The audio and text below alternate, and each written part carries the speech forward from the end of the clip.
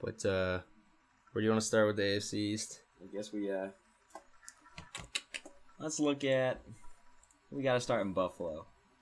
You're starting in Buffalo? Yeah, we'll start in Buffalo. Well, let's start with the big Sammy Watkins trade. Dude, so The Ringer posted an article how it almost was like an NBA trade because they traded away, because I didn't know Watkins is basically an expiring contract. Oh, is he? Yeah, he was. So they traded. I mean, they didn't get it all back in terms of the initial Sammy Watkins trade because they moved up to 4 and who'd they give Cleveland all those draft picks. But I mean, they flipped him for basically a cornerback and then Jordan Matthews, and then I'm pretty sure 3 picks. Yeah, I liked the trade from the Buffalo perspective at first because you're talking about just getting rid of Sammy Watkins, who's been useless the past couple of years because he just can't stay on the field and also can't catch the ball unless it's 60 yards down the field for a highlight play. Mm-hmm. And when they got back a corner, so I was like, all right, you lose Stephon Gilmore and you pick up, it's EJ Gaines, right, is the name of the corner? Yeah. You pick up EJ Gaines, and he's been a solid player for. Well, they dropped 2 corners though because they got rid of they had Ronald Darby.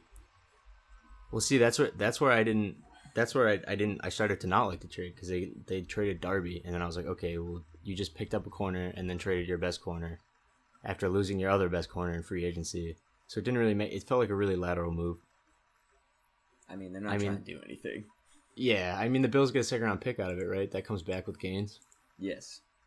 So, I mean, they get the nice draft pick out of it, but I felt like, I don't know, I hate, from a Rams perspective, I freaking hate the trade. I don't get it. I don't get what they're trying to accomplish there. Splashes, though. What are you trying to... Gonna be... I don't even know. I saw it on TV, and the first thing I said was, I was like, oh, nice, an inconsistent home run hitter. If only LA already had one of those. Which they do. And then it's like, Tavon Wilson's getting paid $70 million to be that guy. I'm pretty sure they have Robert Woods too. I'm pretty sure that LA just snagged all of Buffalo's receivers. Every Buffalo player ever. And so you're a young team that's trying to grow, and you pick up Sammy Watkins, who's not going to resign unless it's for $1 billion. You lose a starting corner, and then you trade away a draft pick.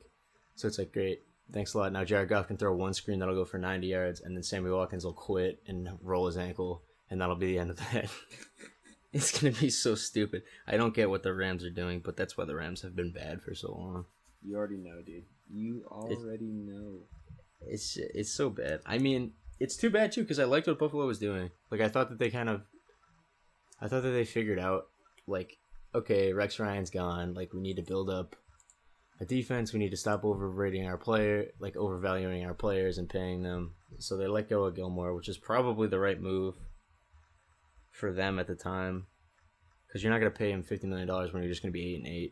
No, it's kind of like an NBA approach of why pay, if you're why pay. I hate to use Gordon Hayward, but why pay Gordon Hayward $70 million when you're not going to win? So I don't know. I like that move, and then they signed Anquan Bolden, who obviously I love. I thought he's perfect for Tyrod Taylor, because Tyrod Taylor throws up these lob balls or scrambles and extends plays. So you just got a guy with literally just good hands, and he doesn't even have to get open because Tyrod Taylor just kind of does the work by holding on to the ball so long. Mm-hmm. I mean, there's pieces there. You have, Bolden, solid vet. You still have LaShawn McCoy. After that, they have running back Jonathan Williams out of Arkansas. I don't know too much about him. But Mike Tolbert's on this roster too. And you still got Charles Clay. And I've always been a fan of Charles Clay. He was good in Miami, and he's a good little tight end. That front seven, their defense is still sick. The front seven's always been good, especially the front four. Look at that. Shaq Lawson, Kyle Williams, Marcel Darius, and then Jerry Hughes, who has turned his career around. A beast. He's phenomenal last year. You have Micah Hyde. Great. Goodness gracious. They've always had so many good pieces. If you looked at them, it seems like none of them work. They have this great running game, and then they always have they also have a scrambling quarterback. And it's you don't need a scrambling quarterback if you have a good running game. You want a big arm play action passer, so you can fake it to Shady and they can deliver the ball down the field. Mm. But instead they have an inconsistent scrambling quarterback to go with the running game. And then they have such a good front four, but they just lost all their tackling linebackers in free agency. And then they let go of Gilmore, so now the defense is screwed. Even if they're getting after the passer, it's just going to be, Ronald Darby's gone too, so the secondary is just screwed overall. It's too bad. They're it's like every move they make is one step forward and one step back, and they just stay at 8-8, and it's just kind of sad watching them. What do we think about Tyrod Taylor? I mean, 2 seasons, he's thrown 3,000 yards twice. He's got, I mean, he threw 20 touchdowns to 6 interceptions in 2015, and then 17 to 6 in 2016. Yeah, I actually thought about this as an idea that we should go through a lot of the young quarterbacks and just try and sell them, because I think so many of them are like, they have so many flaws, but they also have so many positive things about them. Because Tyrod Taylor, I know every single year he leads the league in longest time between snap and the ball getting out of his hand, which is both a bad thing because he's not hitting quick, he's not getting the ball out quick, but it's also a really unique talent that he has because he extends plays better than anybody, literally in the league. And sometimes it's slow decision making, and sometimes it's a play that goes for 50 yards down the field with Rob Ninkovich straight bell over him because no one on the Pats can catch him. Mm-hmm. So I think that he's good, and he's always had the arm strength.